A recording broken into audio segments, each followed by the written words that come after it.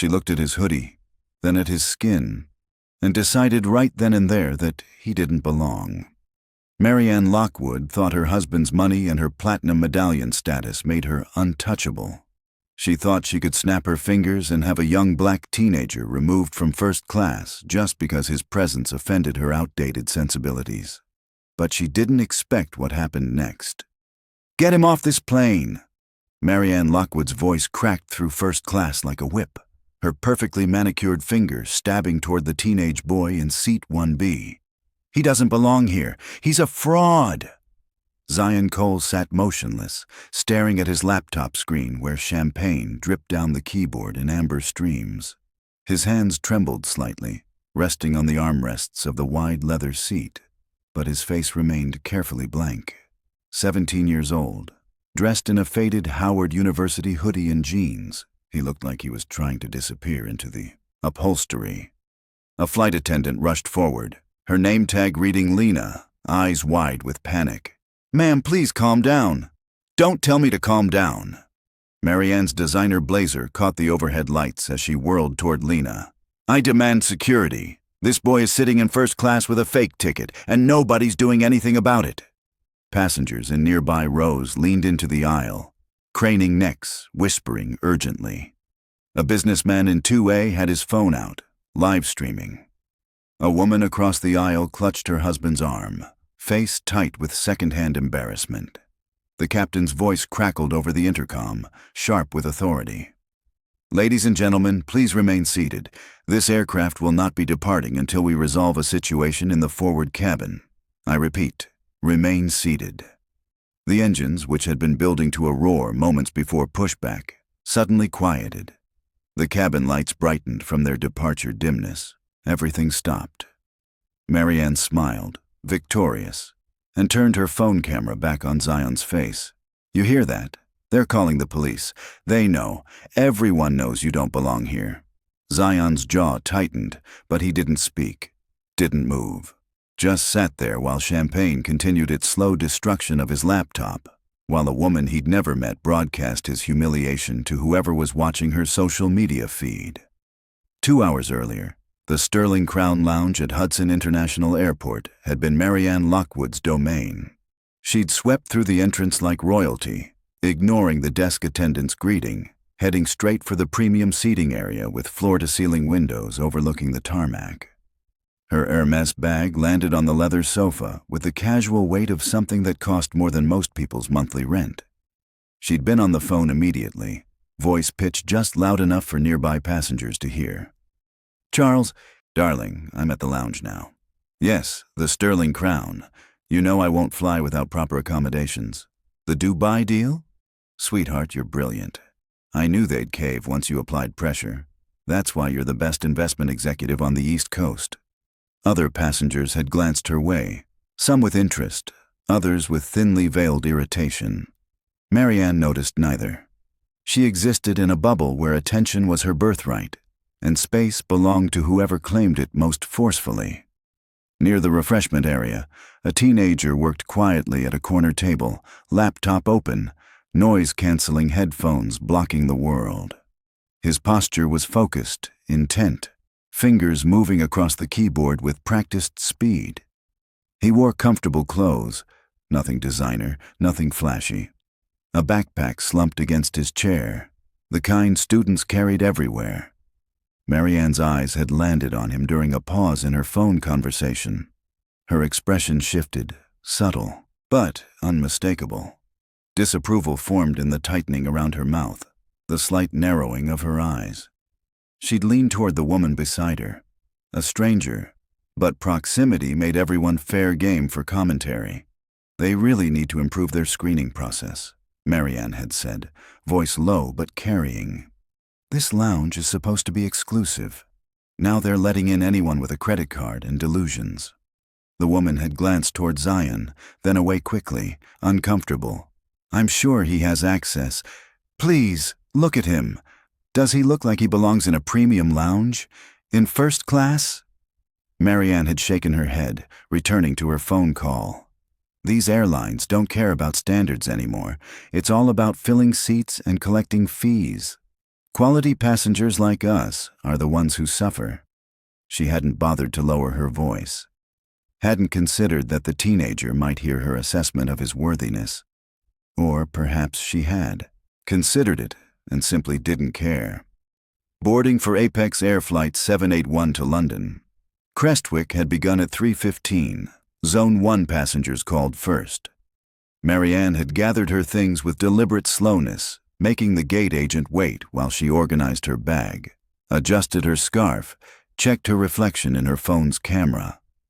Power, she'd learned long ago, was in making others accommodate your timeline.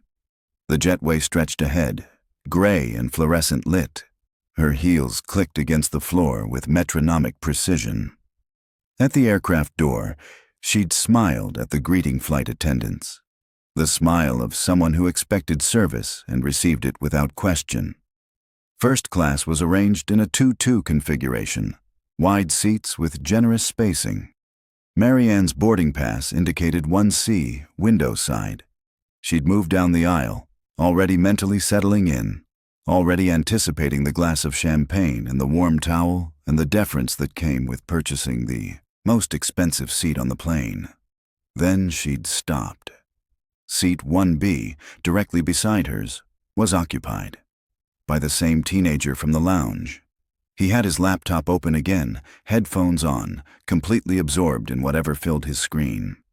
He didn't notice her approach, didn't look up when she stopped in the aisle, staring. For a long moment, Marianne simply stood there, disbelief warring with indignation on her face. Then she turned to Lena, who was helping another passenger store luggage. "Excuse me." Marianne's voice carried that particular tone, polite on the surface, steel underneath. "I think there's been a seating error." Lena had approached with professional warmth. "What seems to be the issue, ma'am?" "This seat." Marianne gestured toward Zion without quite looking at him. 1B, I believe someone is sitting there who shouldn't be." "Let me check." Lena had pulled out her tablet, scanning the manifest. "Seat 1B is assigned to..." She'd glanced at Zion. "Sir, may I see your boarding pass?" Zion had looked up, pulling off his headphones. For the first time, Marianne got a clear view of his face. Young, dark-skinned, eyes that held wariness born from experience. He'd reached into his hoodie pocket and extracted his boarding pass, handing it to Lena without speaking. Lena had examined it, then checked her tablet. "This is correct. Zion Cole, seat 1B, first class." "That's impossible." Marianne's volume increased slightly. "How did he get a first-class ticket?" "The same way everyone does, ma'am, by purchasing one." "But he's..." Marianne caught herself, recalibrating. "He's traveling alone. He looks like a teenager. Surely there are protocols about unaccompanied minors in first class?" "I'm 17, Zion said quietly. "Old enough to fly alone." His voice was calm, measured, but Marianne heard something else in it. Resignation. Like he'd had this conversation before. Like he knew exactly where it was heading. "Well, I'm not comfortable with this arrangement," Marianne declared. "I paid premium prices for a premium experience. That includes appropriate seat assignments." Lena's professional mask slipped slightly, revealing discomfort underneath. "Ma'am, all our first-class passengers are equally valued. This gentleman has a valid ticket and every right to his assigned seat." "Does he?" Marianne's tone sharpened. "Or did someone make an error, upgrade him by mistake? Because I find it very hard to believe that he legitimately purchased a first-class ticket to London." Zion's fingers tightened on his laptop, knuckles pressing white against brown skin. He kept his gaze fixed on the screen, jaw clenched, breathing carefully controlled. Around them, other passengers slowed their boarding, sensing drama, phones already migrating toward recording. Position. Lena straightened, her voice taking on a firmer edge. "Ma'am, I've verified his ticket. It's legitimate. Now, if you could please take your seat so we can complete boarding. I want to speak to the captain." Marianne crossed her arms. "I'm a frequent flyer, platinum status for 6 years. I know my rights as a passenger, and I have the right to feel safe and comfortable on this aircraft." "Safe." The word escaped Zion before he could stop it. He looked up at Marianne for the first time, confusion and hurt mixing in his expression. What am I doing that makes you feel unsafe? Don't. Marianne held up one hand like a stop sign. Don't try to manipulate this situation by playing victim. I see what's happening here. You probably got some kind of charity upgrade, or you're using miles that aren't yours, or I bought my ticket. Zion's voice remained quiet, but gained an edge. With my own money. From my own account. I have every confirmation email if you'd like to see them. Oh, I'm sure you have very convincing forgeries. Marianne pulled out her phone, opening the camera app. Which is exactly why I'm documenting this, for when security gets involved. Ma'am, you cannot film other passengers without consent, Lena said, alarm creeping into her voice. That's against our policy. I'm protecting myself and other passengers from fraud. That's well within my rights. Marianne angled the phone toward Zion's face. Look at him. Cheap clothes, student backpack, probably borrowed that laptop, and we're supposed to believe he casually dropped $3,000 on a transatlantic first-class ticket. Zion closed his laptop slowly, deliberately. Can you please stop filming me? Why? Afraid of being exposed? Marianne moved closer, phone extended. What's on that computer? Stolen credit card numbers, hacked airline systems, because that's the only way someone like you ends up in this seat. Someone like me? Zion repeated the words flatly. Say what you mean. Marianne's smile was razor thin. I mean someone who clearly can't afford to be here. Someone who doesn't belong in first class. Someone who's running some kind of scam and hoping nobody notices. A businessman across the aisle finally spoke up, voice uncomfortable. Ma'am, you're making a scene. The kid has a boarding pass. Maybe just sit down? A scene? Marianne whirled toward him. I'm preventing theft. I'm protecting the integrity of this airline and the experience that legitimate passengers paid for. If you want to enable fraud, that's your choice. But I won't be silent while someone steals what I paid for. I'm not stealing anything, Zion said, frustration finally breaking through his careful calm. I have a ticket. It's assigned to this seat. I don't understand what else you want from me. I want the truth. Marianne's phone was still recording, her live stream counter showing 47 viewers and climbing. I want you to admit you scammed your way onto this flight. I want you removed so actual paying customers can travel in peace. Lena had retreated to the galley, speaking urgently into the phone that connected to the cockpit. Another flight attendant, older and gray-haired, emerged and assessed the situation with weary eyes. His name tag read, Marcus, Senior Purser. What's the situation? Marcus asked Lena quietly, though his eyes were on Marianne. Passenger in 1C is refusing to accept the legitimacy of the passenger in 1B's ticket. She's filming him without consent and disrupting boarding. Marcus approached with the careful diplomacy of someone who'd managed difficult passengers for decades. Ma'am, I'm Marcus, the Senior Purser. I understand there's a concern about seating. Finally, someone with authority. Marianne turned toward him, phone still raised. This boy is sitting in first class with a fraudulent ticket. I've asked repeatedly for verification, and your staff has been completely unhelpful. I want him removed, and I want to know how he got through security with fake documentation. Marcus glanced at Zion, then back to Marianne. Sir, may I see your identification and boarding pass? Zion reached for his wallet, movement slow and deliberate, the careful choreography of someone who'd learned that sudden movements got misinterpreted. He extracted his driver's license and boarding pass, handing them to Marcus. Marcus examined both documents closely, scanned the boarding pass with his handheld device, checked Zion's face against his ID. The scrutiny stretched long enough that other passengers began whispering, speculating, assuming guilt from the mere act of verification. Finally, Marcus looked up. Everything is in order. This passenger has a valid ticket, legitimate identification, and every right to be in seat 1B. That's impossible, Marianne insisted. You're not looking closely enough. Check the credit card he used. Check the purchase history. I guarantee you'll find fraud. We don't have access to that information, nor would we need it. The ticket is valid in our system. That's the only verification required. Then your system is broken. Marianne's voice rose to a near shout. Because there is no universe where this makes sense. Look at him. He's a kid in a hoodie.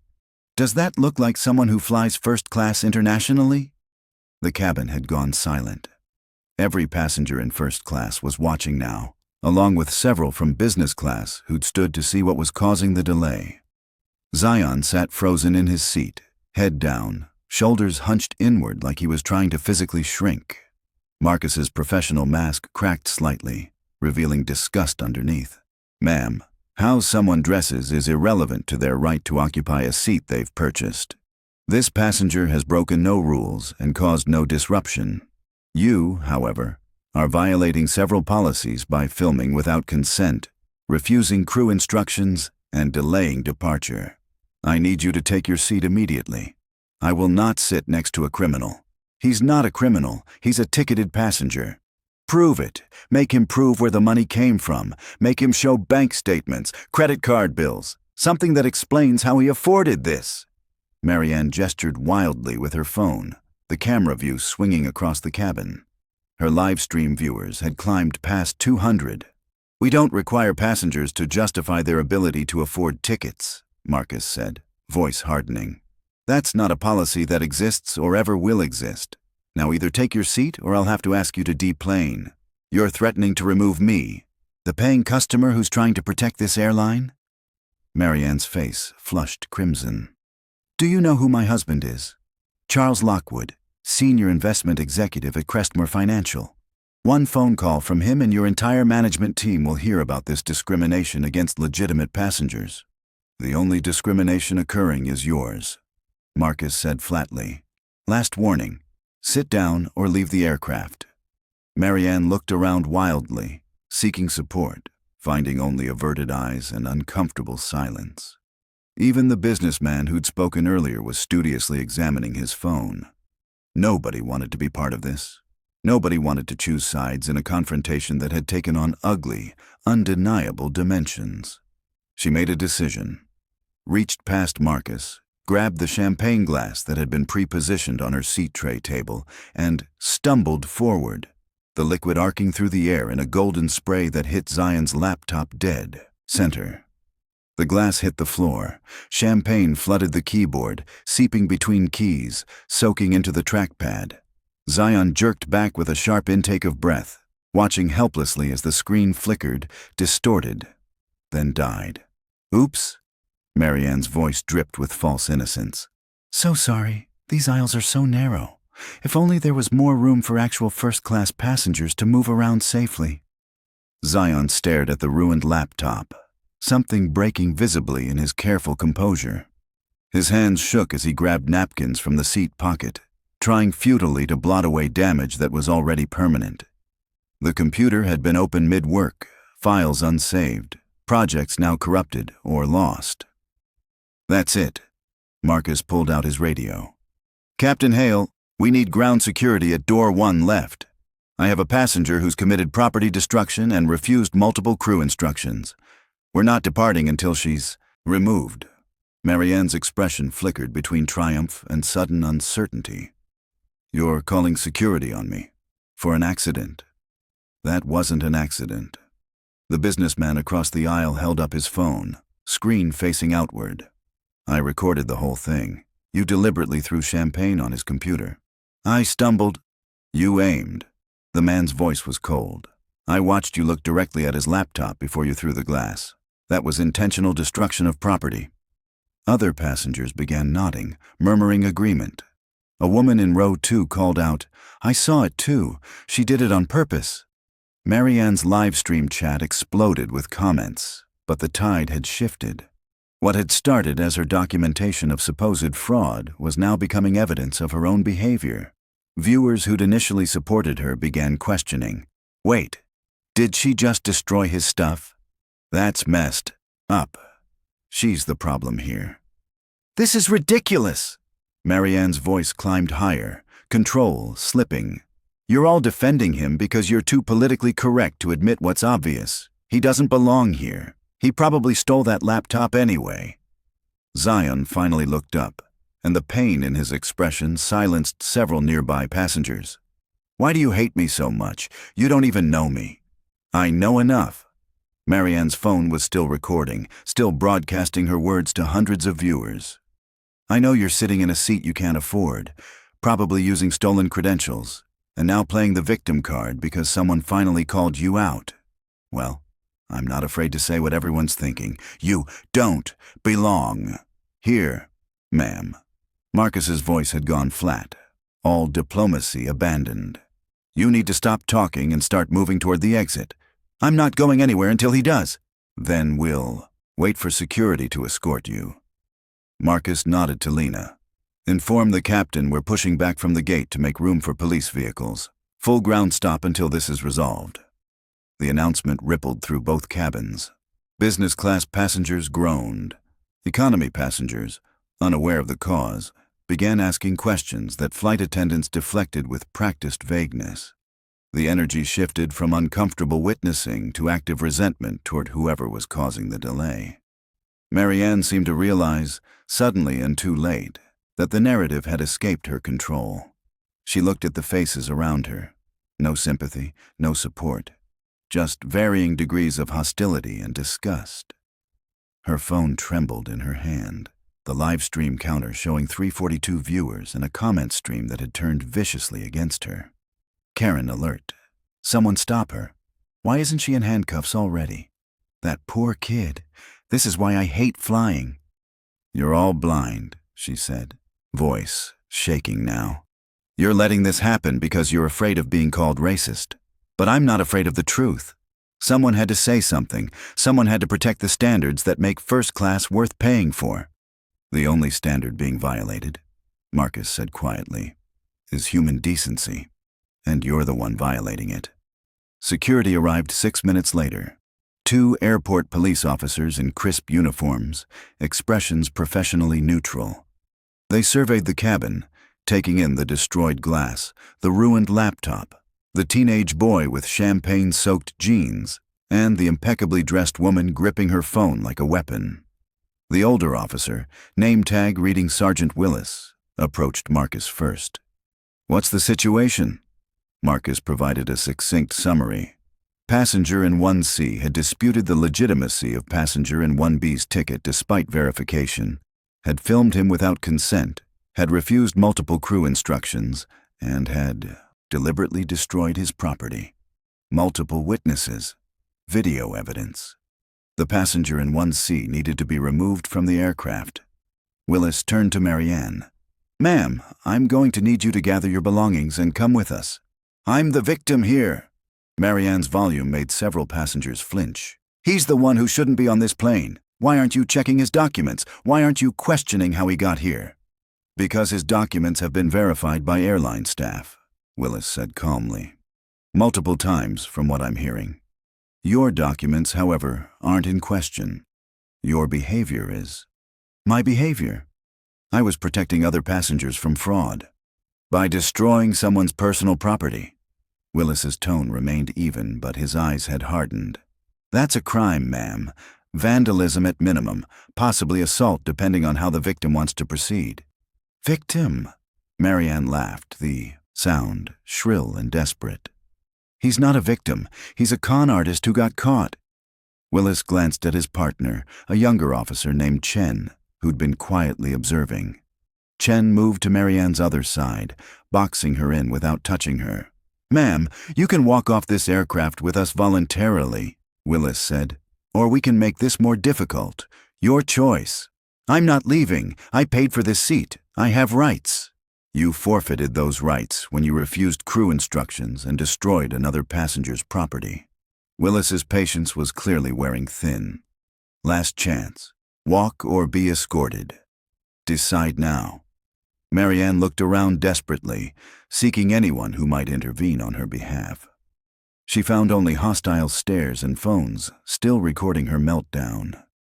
The businessman across the aisle was watching with undisguised satisfaction. The woman in row 2 was shaking her head slowly. Even the passengers who'd initially seemed sympathetic had turned away, embarrassed by association. "This is discrimination," Marianne said, voice breaking. "You're removing me because I dared to question him, because I wouldn't stay silent about obvious fraud. My husband will sue this airline into bankruptcy. Do you understand? Charles Lockwood doesn't lose, and neither do I. Ma'am, your husband isn't here. You are, and you're currently trespassing after being asked to leave." Willis nodded to Chen. "Let's go." They each took one of Marianne's arms, not roughly but with unmistakable firmness. She tried to pull away, but their grips held. Her phone finally slipped from her hand, clattering to the floor. The live stream continued, camera aimed at the ceiling, audio capturing every word. That video is the only reason Zion got justice. Now ask yourself, how many times has this happened without cameras? How many Zions suffered in silence because no one hit record? If you believe documentation saves lives, smash that like button. Subscribe, because these stories need platforms to reach people who need to hear them. And share this, because the next person profiled on a flight might not have anyone recording. Your share could be the difference between silence and accountability. 3 buttons. Marianne had hundreds of chances to stop. You have 1 chance to amplify truth. "Get your hands off me! This is assault! I'm being assaulted!" Marianne's voice rose to a shriek as they began guiding her toward the exit. "You're all witnesses! They're forcibly removing a passenger for trying to expose fraud! Someone record this! Someone help me!" Nobody helped. Several people continued recording, but not in support, in documentation of her removal. The phones tracked her progress up the aisle, captured her struggling against the officer's steady escort, preserved every moment of her unraveling. "I pay more than his entire life is worth." The words exploded from Marianne as she reached the aircraft door, a final, desperate assertion of superiority. "More than all of you combined, and you're treating me like a criminal while he sits there playing innocent." The door closed behind her, cutting off her voice mid-sentence. The cabin fell into stunned silence. Then, slowly, passengers began to breathe again, to shift in their seats, to process what they'd witnessed. Marcus picked up Marianne's dropped phone from the floor. The live stream was still running, viewer count now past 800. He ended the broadcast, then powered off the device completely before securing it in a plastic evidence bag that Chen had left behind. "Ladies and gentlemen," Marcus announced to the cabin, "I apologize for that disruption. We'll be departing shortly. First round of beverages will be complimentary for everyone in first and business class." He paused. "And sir," he looked at Zion, "the airline will be covering the cost of your laptop replacement and any data recovery services you need. I'm truly sorry for what just happened." Zion nodded mutely, still staring at the champagne-soaked computer. His hands had finally stopped shaking, but his expression remained shell-shocked. The businessman across the aisle leaned over. "Hey, kid, that was brutal. You handled it with more grace than most adults could manage." "I didn't have a choice," Zion said quietly. "If I'd gotten angry, if I'd raised my voice, if I'd done anything she could call threatening." He didn't finish the sentence. Didn't need to. Everyone understood what he meant. A woman from row 3 approached, crouching in the aisle beside his seat. "I'm Dr. Sarah Chen. I'm sorry I didn't speak up sooner. I should have. We all should have. What she did to you was wrong on every level." "Thank you," Zion managed. "I appreciate that. Can I ask, and you don't have to answer, but what were you working on before she destroyed your computer?" Zion's expression flickered with something that might have been dark humor.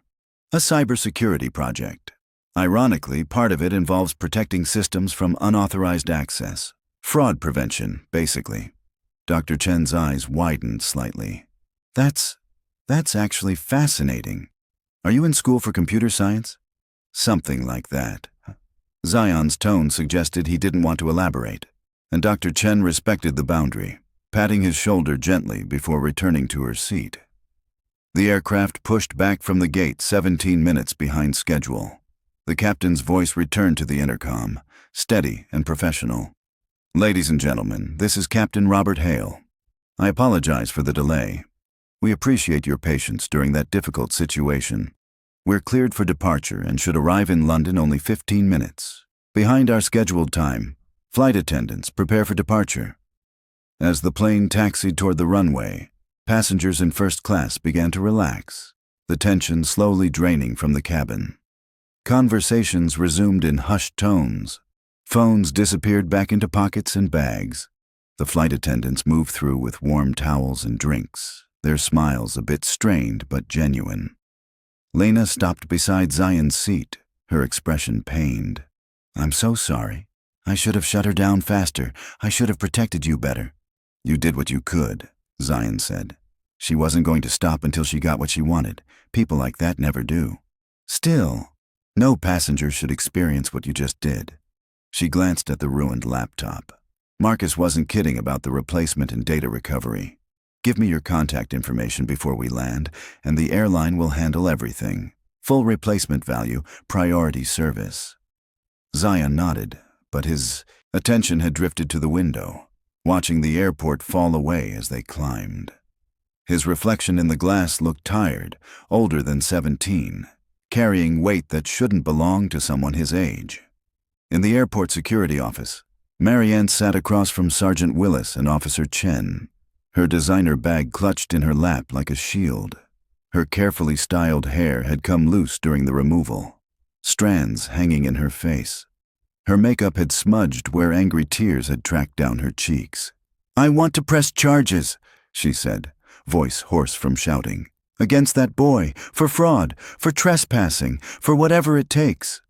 Willis studied her with the tired patience of someone who'd seen this exact scene play out 100 times before. "Ma'am, the passenger you're accusing has committed no crime. His ticket was verified multiple times by airline personnel. His identification is legitimate. There's no fraud. Then they're incompetent. Or he has accomplices. Someone helped him get that ticket illegally.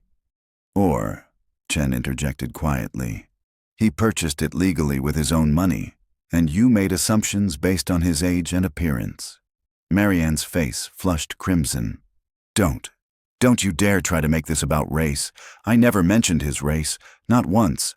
"You didn't have to," Willis said. "We've reviewed multiple videos from passengers' phones. Your comments about him not belonging in first class, not looking like someone who could afford it, questioning whether the laptop was even his. Those statements reveal your assumptions pretty clearly. I was concerned about fraud. That's not racism, that's vigilance. Vigilance that only activated when you saw a black teenager in a seat near yours," Chen noted. "The elderly white man in 2C, the young white woman in 3A. You didn't question their tickets, just his." Marianne opened her mouth, then closed it. Her hands twisted the leather strap of her purse, knuckles white with pressure. "This is absurd. I'm the victim of a smear campaign. That boy manipulated everyone, and now you're twisting my words to make me look like some kind of monster." "We're not twisting anything," Willis said. "We're repeating your own recorded statements. You filmed yourself, ma'am. You chose to broadcast your behavior to hundreds of people. We're just acknowledging what you put on display." "I was documenting fraud." "You were documenting your own bias," Willis corrected, "and your destruction of that passenger's property, which brings us to the charges you're facing." Marianne went very still. "Charges: vandalism, disorderly conduct, and interfering with flight crew operations. The passenger whose laptop you destroyed has the option to press additional charges for property damage. The airline is also within their rights to pursue civil action for the delay and disruption you caused." You can't be serious." Marianne's voice had gone thin, reedy. "It was an accident. I stumbled. The champagne spilled. Multiple witnesses say otherwise. We have video evidence showing you looked directly at his laptop before throwing the glass. That's not an accident. That's intentional destruction." "Your husband isn't here," Willis interrupted. And unless he's a criminal defense attorney, he won't be much help with what you're facing. You're being issued a citation for disorderly conduct. You're banned from Apex Air pending review by their legal department. And depending on what the passenger decides, you may be facing additional charges. Marianne's phone, now returned to her from the evidence bag after they'd downloaded its contents, buzzed insistently in her purse. Text after text, notification after notification. Her live stream had been shared and reshared, clipped and reposted, dissected and discussed across every social media platform. The court of public opinion was rendering its verdict faster than any legal system could move. She pulled out the phone with shaking hands. The first message was from her husband. "Call me, now." The second was from her sister. "What have you done? It's everywhere." The third was from a number she didn't recognize. "Racist trash. Hope you lose everything."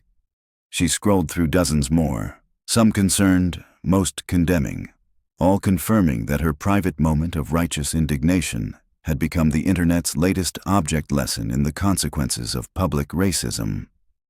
"Can I go?" Marianne asked quietly. All her earlier bravado evaporated. "You're free to leave," Willis said.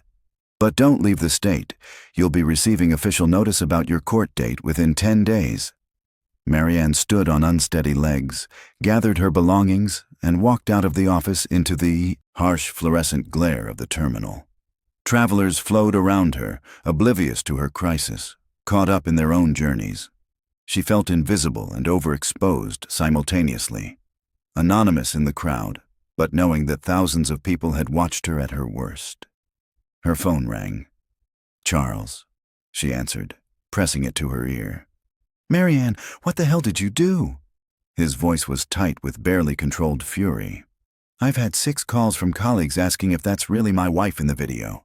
The video where you're screaming about some kid in first class and destroying his property. Charles, you don't understand. He was sitting there looking like he didn't belong, and I just knew." "You knew nothing. You assumed, and now it's all over the internet. My firm is getting calls. Reporters are asking for statements. Do you understand what you've done to our reputation?" "Our reputation? I was trying to protect us, protect the standards we pay." "4. You were being a bigot on camera." Charles's voice cracked through the phone. "And now everyone knows you're my wife. Everyone knows where I work. My boss called me into his office, Marianne, my boss, to discuss my wife's viral racism. It wasn't racism. Stop. Just stop talking. I'm getting you a lawyer. Stay away from social media. Don't talk to reporters. Don't talk to anyone. And when I get home tonight, we're having a very serious conversation about consequences." The call ended. Marianne stood in the middle of the terminal, phone still pressed to her ear, feeling the foundation of her life shift beneath her feet. Everything she'd built, her social standing, her marriage, her identity as someone who mattered, was suddenly fragile, threatened by 15 minutes of behavior she couldn't take back. 35,000 feet above the Atlantic, Zion reclined his seat and closed his eyes. The cabin had settled into the quiet hum of a long flight, passengers reading, watching movies, sleeping. The businessman across the aisle had fallen asleep with his mouth open. Dr. Chen was working on a laptop, occasionally glancing over with concern that she tried to hide. Lena approached with a blanket and pillow. "Can I get you anything? Food, drink, anything at all?" "I'm okay, thank you." Zion's voice was soft, exhausted. "Just tired. I bet. Try to rest. And truly, I'm sorry for what happened." After she left, Zion pulled out his phone, carefully avoiding the puddle of champagne still sticky on his tray table. He opened his messages, scrolling past the dozens of notifications to find the thread with his business partner, Marcus, who was probably asleep in California.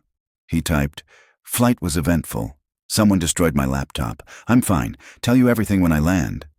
Then he opened Twitter, curious despite himself about whether the incident had leaked online yet. It took approximately 8 seconds to find himself trending. The hashtag was brutal. First Class Karen. The videos were everywhere. Different angles, different perspectives, all showing the same ugly confrontation. He watched himself on screen, small and quiet and careful. Watched Marianne's face twist with disgust and certainty. Watched the champagne arc through the air in slow motion. Watched his expression as his laptop died. The comments beneath the videos ranged from supportive to vengeful. That poor kid showed incredible restraint. Props to him. Someone identify her. She needs to face consequences. This is what privilege looks like, assuming someone doesn't belong based purely on appearance. I hope she loses everything. Zion closed the app. He didn't want revenge, didn't want her destroyed. He just wanted to exist without having to constantly prove his right to occupy space. Wanted to sit in a seat he'd purchased without being interrogated. Wanted to work on his projects without someone deciding his clothes or age or skin color meant he was criminal. The flight touched down at London Crestwick Airport 9 hours later, wheels kissing tarmac with barely a bump. Passengers stirred from sleep, stretched cramped limbs, powered on phones that immediately exploded with notifications. The cabin lights brightened to harsh reality after the dimness of overnight flight. Zion gathered his belongings slowly, carefully avoiding the dried champagne residue that had crystallized on his destroyed laptop. He tucked the ruined machine into his backpack anyway. Evidence, insurance claim, reminder. Other first-class passengers glanced at him as they collected their things, expressions ranging from sympathy to curiosity to the studied indifference of people who'd witnessed something uncomfortable and wanted to forget it. Dr. Chen caught him at the door. "Hey, before you disappear, here's my card. I work at Imperial College, Computer Science Department. If you're ever in London and want to talk about your cybersecurity work, or if you just need someone who won't be terrible, call me." Zion took the card, managed a small smile. "Thank you. Really?" Captain Hale was waiting at the exit, still in uniform despite the long flight. He extended his hand. "Mr. Cole, I wanted to apologize personally for what happened on my aircraft. That behavior was inexcusable, and you should never have been subjected to it." "You weren't the one who did it," Zion said, shaking his hand. "No, but it happened under my command. That matters." Hale's expression was grave. "Apex Air will be in touch about the laptop replacement and compensation. We're also reviewing our protocols for handling passenger confrontations. Your experience is going to drive some serious policy changes." Zion nodded, though he'd heard similar promises before from institutions that meant well, but moved slowly. Change was hard. Change was expensive. Change required admitting failure. Most organizations eventually chose the path of least resistance. Inside the terminal, Zion pulled out his phone and checked messages. Marcus had responded 3 hours ago. "What? Are you serious? Call me when you land." Followed by another message 30 minutes later. "Dude, you're trending on Twitter. The video is everywhere. People are trying to figure out who you are." Zion's stomach dropped. He opened Twitter again, bracing himself. The hashtag had evolved. First Class Karen was still trending, but now, "Who is Zion Cole?" had joined it. Amateur internet detectives were piecing together clues, making guesses, coming dangerously close to information he'd worked hard to keep private. Based on what's visible on his laptop screen, looks like coding. Maybe CS student? Someone said he mentioned a cybersecurity project. Anyone know him? Howard University hoodie. Could be a student. There. They hadn't found the truth yet. But it was only a matter of time. The internet was relentless when it latched onto a mystery. Every detail would be examined, every pixel enhanced, every connection traced until his carefully maintained anonymity shattered completely. He called Marcus. "Zion, Jesus, are you okay? I've been watching these videos all night. That woman was absolutely unhinged." "I'm fine. Tired. The laptop's destroyed, but I backed up everything to the cloud 2 hours before boarding, so we didn't lose much." "Forget the laptop. Are you okay?" "Because that looked traumatic as hell." Zion paused at the question, actually considering it. Was he okay?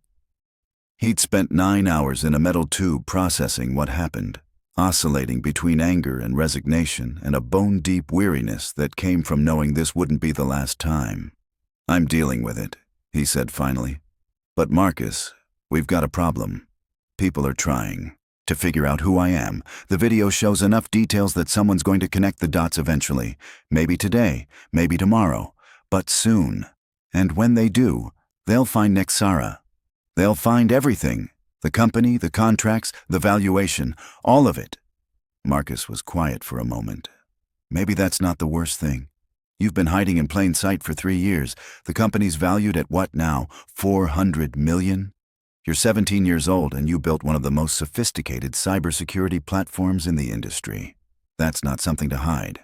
It's also not something I wanted revealed because some woman threw champagne on my laptop."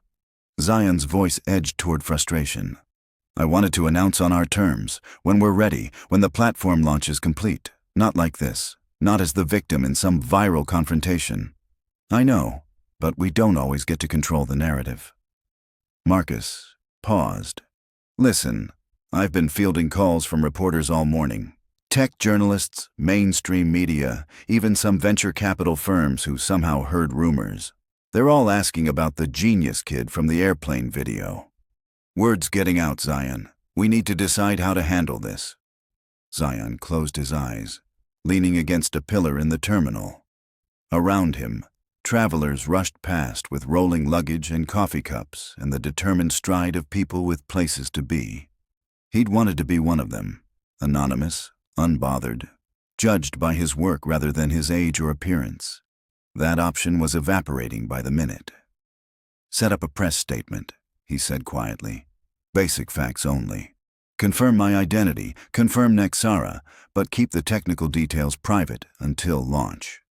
And Marcus, make sure the statement emphasizes that what happened on that flight happens to people every day. People who don't have companies or platforms or viral videos. Make sure we don't make this about me being special. Make it about the problem being systemic." "Got it. I'll draft something and send it to you for approval before we release anything." Marcus hesitated. "For what it's worth, I'm proud of how you handled yourself. A lot of people would have lost it, would have given her exactly the reaction she wanted. I couldn't afford to lose it, you know that." "I know, and that's the most unfair part of all." After the call ended, Zion made his way through customs, collected his luggage, and emerged into the arrivals hall where his London contact was waiting.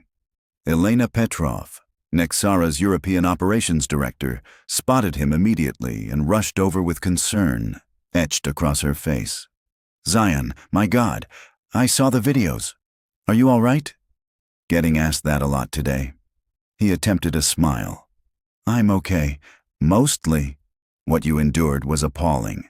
Absolutely appalling." Elena took his bag despite his protests, leading him toward the car park. "The whole office has been talking about it. Everyone's furious on your behalf. Mira wanted to fly to America and find that woman personally. Tell Mira I appreciate the sentiment, but assault charges won't help anyone." The drive to Nexara's London offices took 40 minutes through morning traffic. Elena filled the silence with updates on the European expansion, upcoming contracts, technical challenges they'd resolved in his absence. Zion listened with half his attention, the other half still processing the flight, the confrontation, the champagne soaking into circuits worth $3,000 and countless hours of work. At the office, a sleek space in Shoreditch with exposed brick and floor-to-ceiling windows, the team greeted him with a standing ovation. 23 employees, ages ranging from 22 to 56, all clapping and cheering as he walked in. "Absolutely not," Zion said, face flushing. "Stop. This is mortifying." "You're a hero," Mira called out from the back. "You faced down a racist nightmare with more dignity than she'll ever possess." "I'm not a hero. I'm just a person who had a terrible flight and wants to forget about it." But forgetting wasn't an option. The story had taken on a life of its own. By midday London time, mainstream news outlets were running segments. "Teen prodigy humiliated on flight," read one headline. "The new face of airline discrimination," claimed another. Business journals started connecting dots. The Howard hoodie, the cybersecurity mention, the destroyed laptop displaying code.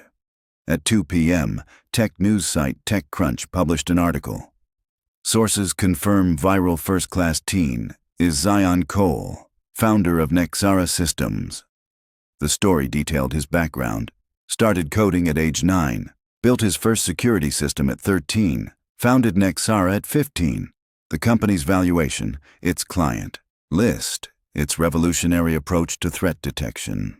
Everything he'd kept carefully private was suddenly public knowledge. Zion's success is the only reason this story got attention. Thousands of black teenagers get profiled on flights every year. Most aren't millionaires. Most don't have companies that make headlines. Most suffer Marianne's abuse and disappear into silence. So if you're only outraged because Zion turned out to be somebody, you've missed the entire point. Like this video if you believe dignity shouldn't require a net worth. Subscribe if you think every passenger deserves respect regardless of their bank account. Share this because the next victim won't be a CEO, and they'll deserve justice just as much. Zion read the article in his temporary office, jaw tight. The facts were accurate, which meant someone close had talked.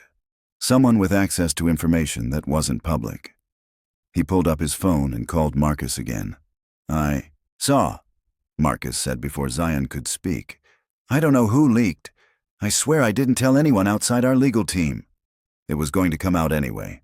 TechCrunch was just fastest." Zion rubbed his eyes. "Has there been any fallout with clients?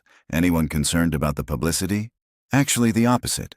3 potential clients have reached out wanting meetings. 2 venture capital firms want to discuss investment. Everyone's suddenly very interested in the teenage cybersecurity genius who handled public humiliation with perfect composure." "Great. So I'm a curiosity now. A story. The kid who got champagne thrown on him. You're also the kid who built a $400 million company before he could legally vote," Marcus countered. "Don't minimize that. What you've accomplished is extraordinary, regardless of how people found out about it. I wanted to be taken seriously for my work, not my age, not my story. The work is what makes the story matter. And now the world knows both." Zion hung up and stared out the window at London's skyline. Somewhere over the Atlantic, Marianne Lockwood was probably having a very different day. He wondered briefly if she'd seen the articles, if she understood yet who she'd targeted, if it would matter. Back in Connecticut, Marianne Lockwood's day had indeed gone from bad to catastrophic. She'd returned home from the airport to find Charles waiting in the living room, laptop open, face carved from stone. On the screen, her own face snarled from a frozen video frame. Mouth twisted, finger pointing, caught mid-accusation. "Sit down," Charles said without preamble. Marianne sat, still clutching her purse, makeup smudged from crying in the car. "Charles, if you'd just let me explain. I've been explaining all day. To my boss, to the board, to reporters who somehow got my office number, to clients asking if my wife is the woman from the video." He turned the laptop toward her. "Do you know what I've been watching? 23 different recordings of you, from 23 different angles, all showing the exact same thing. You harassing a teenager, you destroying his property, you screaming that you pay more than his life is worth. He was sitting in first class. He didn't belong." "Stop." Charles's voice cracked like a whip. "Just stop, because I've also been reading the articles that came out 2 hours ago, the ones about who that teenager actually is." He pulled up TechCrunch on his screen, turned it toward her again. Marianne's eyes skimmed the headline, the photo of a young man in business casual at a tech conference, smiling slightly, looking older than 17, but unmistakably the same person from the plane. "Nexara Systems," Charles read aloud. "Founded by Zion Cole at age 15. Current valuation, $400 million. Major clients include 3 Fortune 500 companies and 2 government agencies. Revolutionary cybersecurity platform that's changing how we think about threat detection." He looked up, eyes hard. "You destroyed that boy's laptop. Do you know what was probably on that laptop?" Marianne's mouth had gone dry. "I didn't know." "Of course you didn't know, because you didn't ask. You saw a black teenager and decided he was a criminal. And now you've committed a crime on camera, humiliated our family publicly, and potentially cost me my career. I was trying to protect what? Your sense of superiority? Your belief that certain people don't belong in certain spaces? Charles stood, pacing. I got a call from Gerald this morning. Gerald, my boss. He told me that the firm is reviewing the situation and will make a determination about my continued employment by end of week. Do you understand what that means? I'm being suspended because my wife is now the face of entitled racism on the internet. That's not fair. You didn't do anything. No, but I'm married to you. And in the court of public opinion, that's enough. Charles ran his hands through his hair. Crestmore Financial manages billions in assets. Half our clients are institutions with diversity initiatives and social responsibility mandates. Having an executive whose wife is trending as Fox first-class Karen is a liability they won't tolerate. Marianne felt tears burning her eyes again. I made a mistake. One mistake. Everyone makes mistakes. You made a choice, Marianne. Multiple choices. To confront him, to film him, to escalate when crew asked you to stop, to destroy his property. Those weren't mistakes. They were decisions that revealed something ugly about who you are when you think you're right. I'm not a racist. I never mentioned his race. You didn't have to. Your actions did all the talking. Charles closed the laptop. I've hired a crisis management consultant and a criminal defense attorney.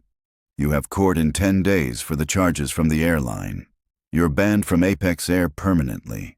And based on what the attorney says, the kid, Zion, would be well within his rights to sue you for property damage, emotional distress, and whatever else his lawyers can think of. Will he? Sue me? I don't know. But even if he doesn't, you're facing thousands in legal fees, fines, and the complete destruction of your social reputation. Barbara called this morning. Said she can't be seen with you at the charity gala next month. Denise texted to say you're no longer welcome at book club. Your friends are abandoning you, Marianne, because nobody wants to be associated with what you did. Marianne's phone, sitting on the coffee table, buzzed continuously. She glanced at the screen. Messages from her mother, her sister, old college friends she hadn't spoken to in years, all demanding to know if it was really her in the video, all expressing shock and disappointment and thinly veiled judgment. One message from her mother cut deepest. I didn't raise you to treat people this way. I'm ashamed. What do I do? Marianne whispered. How do I fix this? Charles looked at her with something approaching pity. I don't know if you can. You can't unsay those words, can't undo that video. The internet doesn't forget, Marianne. This will follow you forever. Every job interview, every social event, every new person you meet, someone will eventually recognize you as the woman from the plane. Then what am I supposed to do? Just accept that my life is over? You accept that actions have consequences. You accept that you hurt someone who didn't deserve it. And you do the actual work of examining why you did what you did, instead of defending it. Charles grabbed his keys from the entry table. I'm going to stay at a hotel for a few days. I need space to think about us, about this marriage, about whether I can stay with someone who could do what you did. Charles, please. The lawyer's name is David Chen. He'll call you tomorrow. Do whatever he says. Don't talk to reporters. Don't post on social media. Don't do anything except think about how you got here and how you're going to be different going forward. He paused at the door. Because the woman I watched in that video, I don't recognize her, and I'm not sure I want to be married to her. The door closed. Marianne sat alone in the pristine living room they decorated together, surrounded by expensive furniture and tasteful art, and felt everything she'd built crumbling around her. Her phone continued its relentless buzzing. She turned it over, unable to face any more messages, any more judgment. But silence was worse. In silence, she had to face herself, had to replay the confrontation in her mind, see her own face twisted with disgust, hear her own voice shouting about someone not belonging. Had to acknowledge the ugly truth Charles had thrown at her. She'd seen a black teenager and immediately assumed fraud. Immediately assumed he was less than. immediately felt entitled to challenge his presence in a space she considered hers. The realization was devastating, not because she'd been caught, but because it forced her to see something about herself she'd been avoiding for 47 years. She'd grown up in spaces where everyone looked like her, talked like her, existed in the same bubble of privilege. She'd never examined her assumptions because her assumptions had always been validated by her environment. Until yesterday, when those assumptions met reality on an airplane at 35,000 feet and shattered in front of hundreds of witnesses. Across the Atlantic, Zion finished his meetings at Nexara's London office and retreated to the hotel Elena had booked. The room was nice, modern and clean with a view of the Thames, but felt empty in the way hotel rooms always did. He ordered room service, ignored the food when it arrived, and instead sat on the bed scrolling through articles about himself. The coverage was extensive. Tech blogs praised his accomplishments. News outlets focused on the discrimination angle. Business journals analyzed Nexara's valuation. Social media was a chaotic mix. Supportive posts celebrating his composure, vengeful posts calling for Marianne's complete destruction, think pieces about racism and airline culture and teenage entrepreneurship. One thread on Twitter particularly caught his attention. A woman had posted, "My son is 17 and black. After watching that video, I'm terrified to let him fly alone, because no matter how successful he is, no matter what he accomplishes, someone will always see him as not belonging." The replies were heartbreaking. Dozens of parents sharing similar fears. Teenagers recounting their own experiences being profiled, questioned, assumed criminal. Adults describing a lifetime of having to prove their right to occupy space that should have been freely given. Zion read until his eyes burned, until the weight of collective experience pressed heavy on his chest. He wasn't unique, wasn't special in his suffering. He was just visible in a moment when most remained invisible, questioned, humiliated, removed from planes without cameras recording, without viral videos making their stories matter. His phone rang.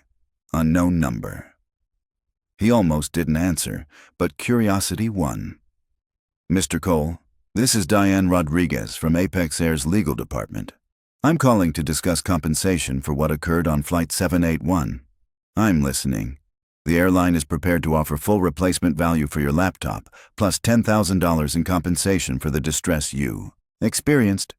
We'd also like to offer you lifetime platinum status with complimentary first-class upgrades and a formal public apology from our CEO. Zion was quiet for a moment. "What do you want in return?" "A signed agreement that you won't pursue legal action against Apex Air for the incident." "So you're buying my silence. We're offering appropriate compensation for what happened to you under our care." Diane's voice was professional but not unkind. "You'd be well within your rights to sue, but litigation is expensive and time-consuming, and based on your company's trajectory, your time is probably worth more than what you'd ultimately win in court." She wasn't wrong. A lawsuit would drag on for months, require depositions and testimony, consume energy he needed for Nexara's platform launch. But accepting their offer felt like letting the airline off easy, like saying money could erase the humiliation he'd endured. "I'll think about it," Zion said finally. "But I want something added to the agreement. A commitment from Apex Air to implement mandatory anti-bias training for all staff. And I want quarterly reports on passenger complaints related to discrimination, with transparency about how those complaints are handled." Diane paused. That's not something we typically include in settlement agreements." "Then we don't have an agreement. Because I don't want money to make myself feel better. I want systemic change so the next person who looks like me doesn't go through what I did." A 17-year-old who got champagne thrown on him is fighting for systemic change. And what are you doing? "Watching." "That's fine, but it's not enough. Zion didn't just survive trauma. He weaponized it for justice. The absolute least you can do is hit 3 buttons, like if you respect his refusal to stay silent. Subscribe because stories about principle over profit deserve amplification. Share because someone in your network needs to see what accountability looks like. Zion sacrificed comfort for change. You're being asked to sacrifice 3 seconds. Diane Rodriguez cleared her throat. Let me take that back to our executive team. I think we can make something work. Can I have 48 hours to get back to you? You have 24, Zion said. After that, I'm calling my attorneys and we're having a different conversation. He ended the call and immediately texted Marcus. Apex offered settlement. I countered with training requirements and transparency mandates. They're considering it. Marcus replied within seconds. That's brilliant. Make them put their money where their apology is. The next day brought a whirlwind Zion hadn't prepared for. News crews camped outside Nexara's London office. His hotel received 3 separate requests for interviews. His personal email, which he rarely gave out, somehow filled with messages from reporters, documentary filmmakers, even a literary agent interested in book rights to his story. Elena fielded what she could, but eventually knocked on his temporary office door with exhaustion written across her face. There's a producer from the BBC downstairs. She's asking for 10 minutes, says they want to do a segment on young entrepreneurs overcoming adversity. Tell her no. Tell them all no. Zion rubbed his temples. I'm not doing this. I'm not becoming the poster child for discrimination or teenage success or whatever narrative they want to build. Zion, with respect, you're already the poster child. The question is whether you control that narrative or let others control it for you. Elena sat across from him. What happened to you matters, but so does what you built. If you don't tell your story, journalists will tell it for you, and they'll get things wrong. Knew she was right. Staying silent wouldn't make the attention disappear. It would just ensure inaccuracy. One interview, make it someone credible who'll focus on the work, not just the incident. Elena made calls. By that evening, Zion sat across from a BBC journalist named Sarah Thompson in a quiet conference room. Cameras rolling, nowhere left to hide. Mr. Cole, Sarah began, voice gentle but probing. The world knows what happened on that flight, but what they don't know is who you are beyond that 15-minute confrontation. Tell us about Nexara. Zion relaxed slightly, settling into familiar territory. He explained the platform, how it used predictive algorithms to identify security threats before they materialized, how it had caught vulnerabilities that traditional systems missed, how it scaled across industries from finance to healthcare to government. You started this at 15, Sarah noted. Most 15-year-olds are worried about homework and social life. What drove you to build a cybersecurity company? I got tired of watching systems fail, Zion said simply. Tired of hearing about breaches that destroyed lives and businesses because security was reactive instead of proactive. I thought I could build something better. Turns out, I was right. And your age was never an obstacle? My age was the biggest obstacle. Still is sometimes. People see 17 and assume inexperience. Assume I'm playing at business instead of running one. The incident on the plane was extreme, but it's not unusual for people to make assumptions based on age, appearance, whatever doesn't match their expectations. Sarah leaned forward slightly. Do you think what happened on that flight was about racism? Zion chose his words carefully. I think it was about assumptions. The woman saw me and made immediate judgments about who I was, what I could afford, whether I belonged in that space. Would she have made those same assumptions about a white teenager in a hoodie? Maybe. But based on statistics about who gets questioned, challenged, and removed from flights, probably not. What do you want people to take away from your experience? That this happens constantly, to people who don't have companies or platforms or viral videos to make their stories matter. Every day, passengers are profiled, humiliated, removed from flights based on appearance or accent or name. What happened to me was visible. Most discrimination isn't. Zion met Sarah's eyes directly. So if people are outraged about my experience, I want them to channel that outrage into demanding systemic change. Better training, real accountability, policies that protect passengers instead of just protecting airlines from liability.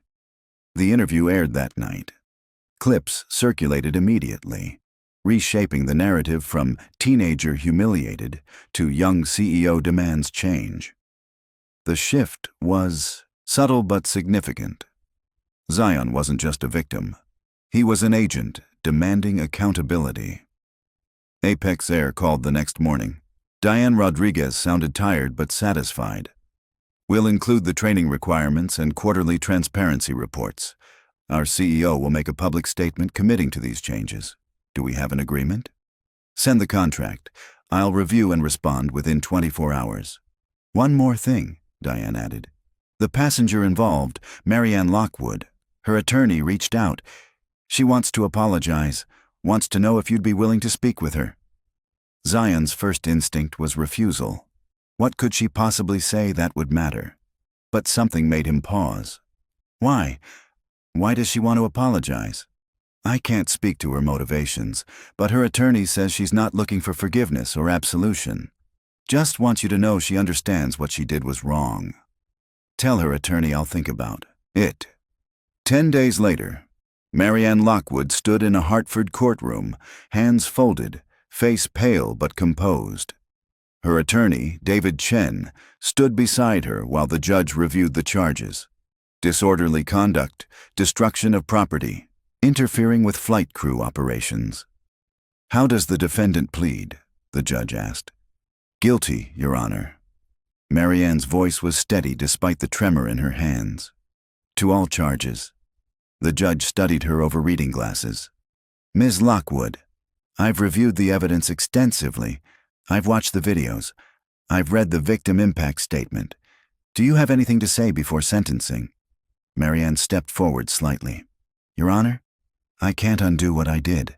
Can't unsay those words or unrecord those videos. What I did to Zion Cole was wrong. It was cruel. It was based on assumptions and biases I didn't even realize I carried until I saw myself on camera and was forced to confront them. She paused, gathering courage. I'm not asking for leniency. I'm not claiming I'm a good person who made one mistake. I'm saying I was a person who thought myself good while holding beliefs and making assumptions that were anything but. I've spent the last 10 days in therapy, examining those beliefs. I've spent hours reading about implicit bias and systemic racism. I've spent sleepless nights replaying that confrontation and seeing, really seeing, the pain I caused. The courtroom was silent. Even the court reporter had stopped typing. I deserve whatever punishment this court decides, Marianne continued. But more than that, I deserve to spend the rest of my life working to be someone different than who I was on that plane. Someone who questions assumptions instead of acting on them. Someone who sees people as individuals instead of stereotypes. I can't fix what I broke, but I can commit to never breaking someone that way again. The judge was quiet for a long moment. Ms. Lockwood, I appreciate your statement. Sentencing is as follows. 300 hours of community service at organizations serving populations different from your own. 2 years probation, a fine of $5,000, with half going to organizations combating discrimination, and mandatory continued therapy focusing on implicit bias. Additionally, the judge continued, I'm ordering you to complete a restorative justice program if Mr. Cole agrees to participate. That's not punishment, it's opportunity. Opportunity for genuine accountability and potentially healing for both parties. Marianne nodded, tears finally spilling over. Thank you, Your Honor. Outside the courthouse, reporters swarmed. Marianne's attorney read a brief statement. Ms. Lockwood accepts full responsibility for her actions. She's committed to doing the work necessary to understand and change the biases that led to this incident. She respects Mr. Cole's privacy and will not be making further public comments. Charles was waiting by the car, expression unreadable.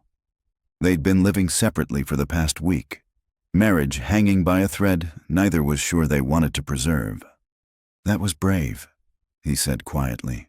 Facing them, accepting responsibility. I didn't have a choice. Hiding would have just made me more of a coward than I already am. Marianne wiped her eyes. The judge mentioned restorative justice. Sitting down with Zion, hearing how I impacted him. I don't know if I can do that. Don't know if I can face him. You destroyed his laptop and humiliated him on camera, Charles said flatly. The least you can do is face him if he's willing to give you that chance. 3 weeks later, in a neutral office space facilitated by a restorative justice mediator, Marianne sat across from Zion Cole for the first time since the plane. He looked different without the exhaustion and shock, poised, professional, wearing a button-down instead of a hoodie. He looked, she realized with shame, exactly like the successful young executive he'd always been. The mediator, a woman named Dr. Patricia Vance, explained the process. This isn't about forgiveness or reconciliation. It's about accountability and understanding. Marianne will have the opportunity to take full responsibility. Zion will have the opportunity to express how he was impacted. Both of you will leave with clearer understanding. Marianne went first, hands shaking on the table. Zion, I owe you an apology that I know can't fix anything. What I did to you was cruel and based on assumptions I'm deeply ashamed of. I saw you and made immediate judgments about who you were, whether you belonged in that space, whether you were trustworthy. Those judgments weren't based on anything you did. They were based on biases I've carried my entire life without examining them. Zion listened, without expression, letting her continue. I convinced myself I was protecting standards, protecting other passengers, protecting something that mattered. But what I was really protecting was my own sense of superiority. My belief that certain spaces belonged to certain people, and you weren't one of them. Marianne's voice cracked. I humiliated you. I destroyed your property. I made you feel unwelcome in a seat you'd rightfully purchased. And I did it all while recording, while broadcasting my certainty that I was right. Why? Zion's first word was quiet, but sharp. Why did you care so much where I sat? Because Marianne struggled to articulate something she was still learning to understand. Because your presence challenged my worldview. Because if you belonged in first class, then my assumptions about who belongs where were wrong, and admitting that felt impossible. So you tried to make me the problem instead. Yes, and I'm sorry. Truly, deeply sorry in a way that feels inadequate because sorry doesn't undo what I did. Marianne met his eyes. I can't ask for your forgiveness. I can only tell you that I'm doing the work to be different, to question my assumptions, to see people as individuals instead of categories. It's uncomfortable and humbling and necessary. And I should have done it decades ago before I hurt someone like I hurt you. Zion was quiet for a long moment. Do you know what the worst part was? Not the champagne, not the destroyed laptop.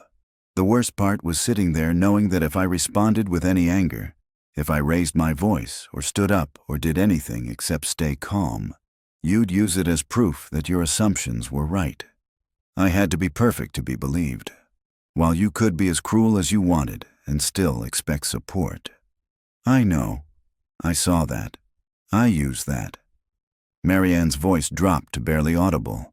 I weaponized your vulnerability. You did. And now you have to live with that. Just like I have to live with remembering how it felt to be treated like I was less than human, because I didn't match your mental image of who belongs in first class. Dr. Vance interjected gently. Zion, is there anything you need from Marianne moving forward? I need her to be different. Not for me. I'll probably never see her again. But for the next person who doesn't match her expectations. For the next teenager traveling alone who gets questioned about their ticket. For everyone who's ever been made to feel like they don't belong. Zion leaned forward slightly. Your apology matters less than your actions. So act differently. Question your assumptions. Speak up when you see others making the same mistakes you made. That's what I need from you. Marianne nodded, tears streaming freely now. I will. I promise I will. The session ended shortly after. They didn't shake hands, didn't part as friends. But they parted with understanding, painful, uncomfortable understanding that came from genuine accountability meeting genuine hurt. 6 months later, Nexara Systems completed its platform launch to widespread acclaim. Zion appeared on the cover of Forbes, youngest person ever featured in their 30 Under 30 issue. The article mentioned the airplane incident briefly, but focused primarily on his innovations, his company's growth, his vision for the future of cybersecurity. He framed the magazine cover and hung it in Nexara's headquarters, not out of ego, but as reminder. He'd been defined by someone else's assumptions for exactly 15 minutes. The rest was his to write. Marianne completed her community service at 3 different organizations: a youth mentorship program in Hartford's Black community, an immigrant rights center, and an LGBTQ+ support group. The work was humbling, exhausting, and transformative. She listened to stories of discrimination that made her confrontation with Zion look like a single raindrop in a hurricane of systemic bias. She would never be the person she'd been before that flight.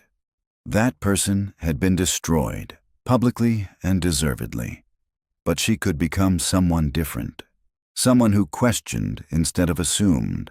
Someone who listened instead of accused. Someone who recognized that discomfort with difference revealed her limitations, not others' illegitimacy. It wasn't redemption. It was simply the bare minimum of growth. But it was real, and it mattered. 1 year after the incident, Zion boarded another flight, first class, window seat, laptop in his backpack. He settled in without fanfare, without confrontation, without anyone questioning his presence. The flight attendant smiled warmly when she offered him champagne. He declined politely, ordered water instead. As the plane pushed back from the gate, he opened his laptop and returned to work.